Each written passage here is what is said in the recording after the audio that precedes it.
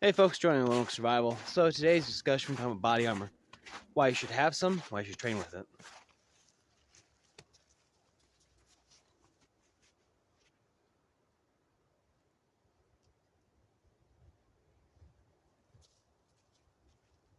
One go. Alright guys, so like I said in the intro, we're talking about body armor today. Why should you have body armor? Not why do you need it, but why should you have it? Because quite simply it can save your life. That's why.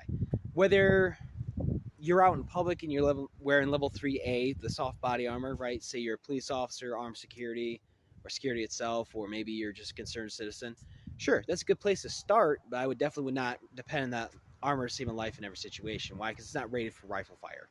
Okay, high calibers, not rated for it at all. It's going to go right through that stuff.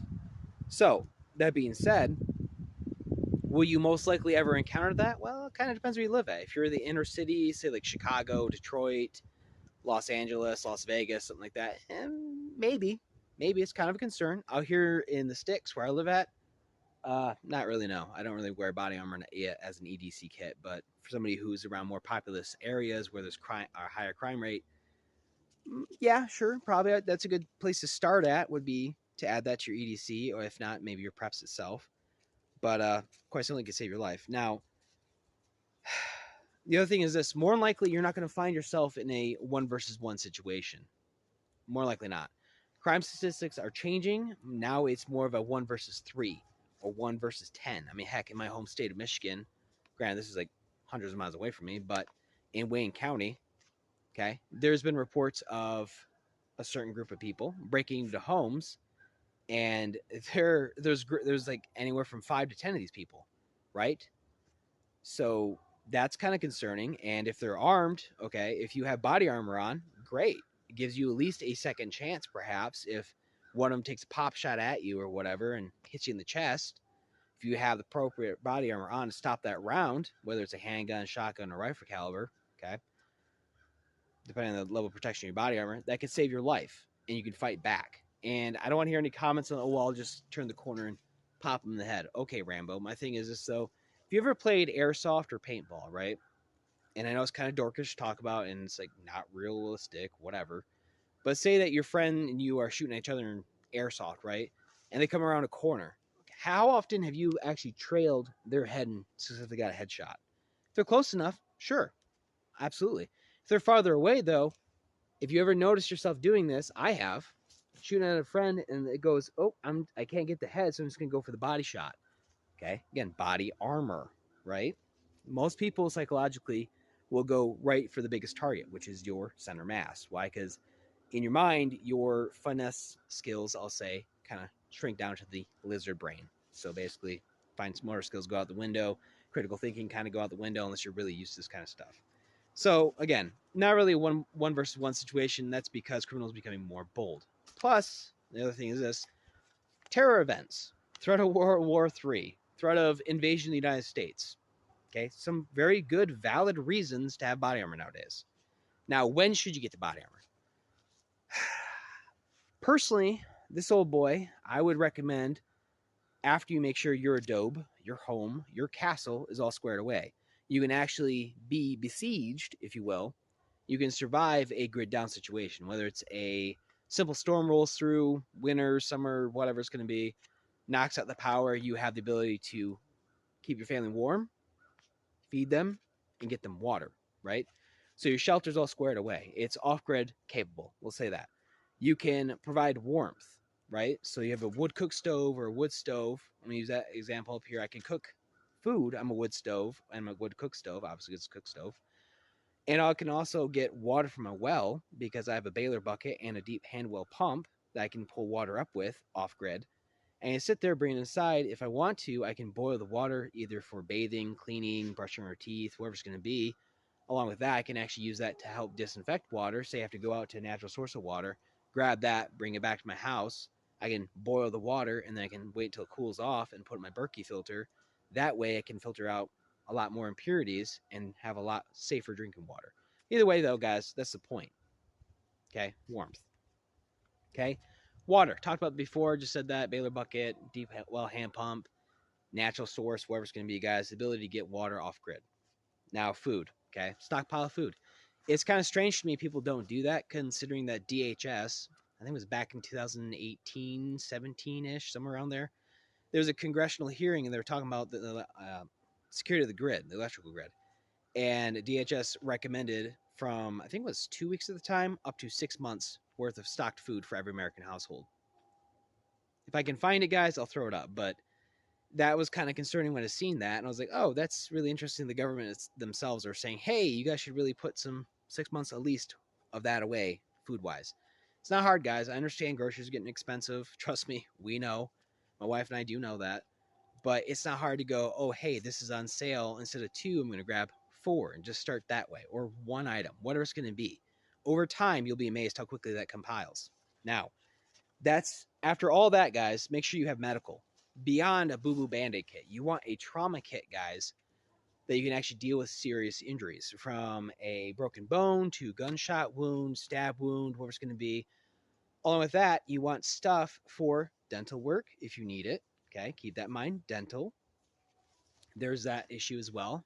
But on top of that, guys, get the training behind all this stuff. Don't just go, okay, I got all this equipment and I don't know how to use it for jack and poop. Okay. And just because your neighbor's a nurse, she or he may not know how to use a tourniquet because they might not be ER certified or trained or anything like that, guys. I found that out the hard way. I walked out to the nurse station. I was like, hey, how do you use this? And held up a cat tourniquet. And 2 out of 3 nurses were like, I don't know. It kind of astounded me. I was like, how do you not know how to? It shocked me, to be honest. True story. I'm not even making this up. Now, that being said, though, medical. Make sure you have serious medical supplies and the training behind it. Okay. Then security. Most people already have some kind of firearm. It's a pump action, shotgun, bolt action, grandpa's deer rifle, whatever it's going to be, revolver, pistol, stuff like that, guys. But then body armor, night vision, thermal vision, security cameras, so on and so forth, guys. It all works its way in there. So then we go into considerations here in this part of the video. This is going to be kind of the more controversial stuff. Now, steel versus ceramic. Okay, keep that in mind. Level 3 plus, or level 4? What plate are we going to grab? Or plates, I should say.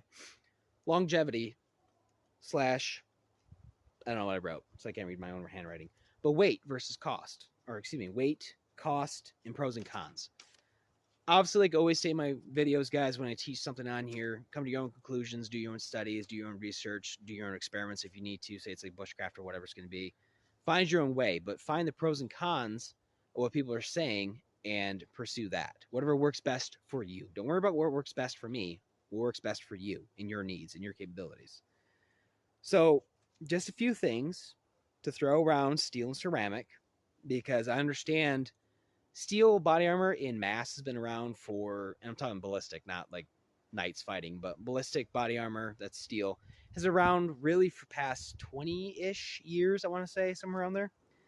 But in general, it's heavier than ceramic. You have the spalling issue that a lot of people like to point out. Okay, well, there's anti-spalling coating, which is not expensive to put on the plates in the first place. Okay, cool. That's awesome. And then also this new great invention. It's called a Kevlar bag, right? It's actually designed for the plates. You can buy them. They're like roughly anywhere from 35 to 50 bucks. Slide the plate in there, and guess what? It really solves the spalling issue. If you're really, really concerned about it, okay, duct tape your plate with a 1/4 inch to 1/2 inch, maybe an inch worth of duct tape, depending how worried you are about this, and put that in your PC, your plate carrier. Now, granted, always have a trauma pad. Always, always, always. Why, guys? Because a lot of people go, oh, I got plates, I'm good to go. Cool, bro. Still, energy transfers to you. So if you get hit in the chest with, say, like a 223 round, yeah, it's going to feel like somebody punched you, sure. If somebody shoots you with a 308, that's going to really freaking ruin your day. That's going to hurt. So, trauma pad can save your bones, can save your internal organs. Because if that energy transfers to you, can bruise, break your ribs, sternum, whatever it's going to be. You're going to have a bad day. It can transfer the energy so bad to your body that it can actually disrupt your blood vessels, right? Veins, arteries, what's going to be. And also rupture your internal organs depending where you get hit at. So, yeah, all from energy transfer. Be careful, trauma pads. Now, I will say this about steel plates. I personally believe they are more multi-hit than ceramic plates, right? And I will bring this fact up that most people don't think about. So you have a trauma pad, you're all good to go, right? You have all this stuff set up with your plates. Somebody comes at me with a baseball bat, let's say, or an axe or whatever, and whacks me in the chest. I have a steel plate on. My body armor is probably still going to be okay if it's a steel plate, unless like they hit me so hard it fractures the plate. Unlikely. But the thing is, this though is still good to go. Now, leave that there. Okay. Longevity. Steel plates, if you keep them in a cool, dry, dark place, they're good to go for a very, very long time. You probably pass it down to your kids. Now, let's start with ceramic. In general, lighter, even though a lot of technology with steel plates is catching up with ceramic plates, and the steel plates are becoming lighter and lighter, but still either keeping or increasing their protection level. And it's in general cheaper, the steel are, versus ceramic. Ceramic is in general more expensive, depending where you look at and where you shop around at. There's a lot of companies out there that sell this stuff, guys, so I can't research every single price out there, but do your own research, come to your own conclusions. So in general, ceramic plates are lighter. There's little to no spalling / fragmentation. There still is some, just not a whole lot. I just want to point that out because some people think, oh, ceramic does not do that at all. Well, that's not true. When you get hit, especially with a high caliber round, say like a 308, for example, you're going to get hit, and all that ceramic and Kevlar and material is going to shoot out the back. It's going to go like this. So, or a can, I should say. So be careful. But again, Kevlar sleeves, duct tape, it helps out. Now, bring up getting whacked in the chest again. Okay, baseball bat, axe, where it's going to be. If you take a ceramic plate and you do the same thing, even if there's nothing on the outside, X-ray that plate on the inside, I guarantee there's going to be either a bunch of major fractures or little fractures that could render that plate ballistically useless. So keep that in mind too, because well, in shit's the fan or home invasion, crazy shit happens. So, anyways, moving on there. Level 3 plus, level 4 plates, obviously level 3 plus. More in general usage plates, I'll say that's more of a, I'm not really concerned about special threats as an armor piercing rounds. That I'm going to leave it at that because I don't want to go way down a rabbit hole with that stuff, guys, for 5 minutes. But if you believe that in your neck of the woods, your area, that people are not stockpiling armor piercing rounds, I'd honestly go with the cheaper option of level 3 plus plates. Not level 3, I'd probably go at least level 3 plus, which is a little higher rated for some special threats. I'll say that. Now, I say it like that because I don't remember right off the top of my head, but that's kind of not really the whole point of this video. So, PT. I know everyone loves to PT. We love to get off the couch and go sprint a mile, right? Everybody loves that stuff. If you truly do that, you're probably a psychopath. Anyways, running though, okay, it is important. Obviously, consult your doctor. Like, hey, you know, I want to get fitter. I want to not fatter, fitter. I want to be more physically in shape. Awesome, good on you. I don't care if you start walking. Either way, start somewhere, guys. Do yourself a favor, even if it's not craps a fan or survival related. Just do yourself a favor for longevity purposes, for your family, for your friends, your loved ones, whatever it's going to be, guys. Just start walking, start moving. Moving literally is life. Okay. So, anyways, have you ever ran? If you can, have you ever ran with your PC, your plate carrier, with your plates, the gear on it, your rifle? Have you ever like sprinted 100 yards back and forth, just doing sprints, practicing safely, obviously? Have you tried that? Have you done rucking with it? Have you done patrolling? Have you done IMTs, individual movements? So I'm up, he sees me, I'm down, kind of thing. I remember that from the Army. I freaking absolutely hated that. But either way, it's important to do that stuff so you guys get used to the weight, how things feel, how things move with your body, all that fun stuff, guys. Is your armor too loose? Is it too tight? How does it feel after you're sitting there breathing heavy? Can you shoulder your firearm correctly and perform accurate shooting at close range and distance with the plate carry on? Because trust me, it does shift stuff quite a bit. And when you're breathing, it does shift stuff as well. So, have you also done mundane tasks? Have you just sat there and wore your plate carry while doing dishes or tending to the garden? I guess I'd count as chores, but either way, tending to the garden or chopping firewood or feeding your animals, watering your animals, moving hay, driving a piece of machinery like a tractor or your vehicle or whatever it's going to be, guys, right? And again, always follow all local, state, and federal laws. So I don't get in trouble. I have to say that. But if you wore that plate carrier for hours, just standing there, walking around, whatever you're doing, right? Have you done that for hours? Start with like 30 minutes if you can, if you've never done this stuff and it's really uncomfortable. Well, if it's really uncomfortable, probably want to tweak it, right? Padding is your friend to a point. You definitely want to get shoulder padding, and if that shoulder padding still sucks, there's pipe foam for installation purposes. You can buy that, duct tape it onto your shoulder pads on the inside, and it's going to help out a lot, guys. Trust me. Now, along with that, we got think what kind of gear are we going to put on our plate carrier? Why do we want it on our plate carrier in the first place? That's a bigger question. Not because, oh, I seen this cool tactical channel and this guy has this on his plate carrier. That's cool. It probably works for him. He's probably trained to use that, and he has that for a specific reason. Do you need that though? Not really. I have 4 magazines on my plate carrier, and that is it. That's all. Well, no, I take it back. I actually have a little pouch over here for my radio and my snacks. But other than that, I don't have anything else. Just the magazines and my little radio / food pouch. That's all I have on there. Canteens, medical kit, my pistol, extra magazines, tools, so on and so forth, guys. My little, heck, even this little bag right here, right? Obviously, it's not set up like this, but a little bag right there I wear. Yeah, that's on my H harness. Okay, belt, H harness. You can throw your body armor over top the H harness in case it gets too damaged or you go in the water or whatever it is. You have to shed your armor. You still have all your equipment on you, just minus your body armor. It's a really important fact to think about. Okay, hey, what happens if my plate carrier gets damaged to the point it's useless now, or the strap breaks, or maybe both straps break, whatever it's going to be, it's cut, damaged, shot, whatever it's going to be, it's rendered useless. You still have all your gear on you. It's a good thing to have.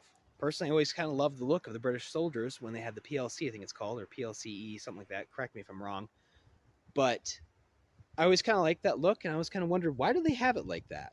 Well, ever since I switched to the H harness, I really, really love this stuff, guys.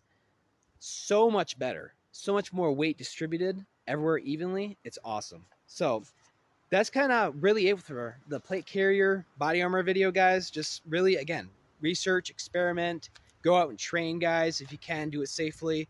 Follow local state laws, guys, because, you know, YouTube and how things are nowadays. My thing is this, though, guys. As always, stay frosty, prep up. Yeah, bless. I'll see you in the next one.